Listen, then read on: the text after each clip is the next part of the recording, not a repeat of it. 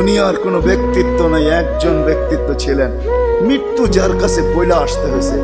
আল্লাহ নিজে বলছেন মালাকুল মউতকে, বন্ধুর কাছে যাবে, অনুমতি দিলে ঢুকবে, নাইলে ঢুকবে না। অনুমতি নিয়ে বুকে হাত রাখবে, নাইলে রাখবে না। আমার বন্ধুর অনুমতি ছাড়া হাত রাখবে না বুকে।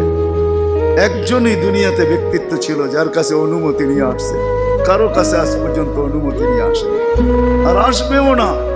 সত্য এটাই।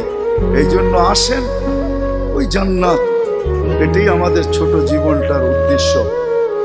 এই জন্যই আল্লাহ ডেলি ডাকে, 5 বেলা ডাকে, গ্যারান্টি দিয়া ডাকে, সিল লাগা ডাকে। ইদা সালুহা সালুহা সাইরুল আমাল। 5 ওয়াক্ত নামাজ যদি এই উম্মত কমপ্লিট করে দেখাইতে পারে, তো আল্লাহ আমাদের নবীজির সাথে ওয়াদা করছেন, আমিও আপনার উম্মতের জীবনকে কমপ্লিট করে দেখাই।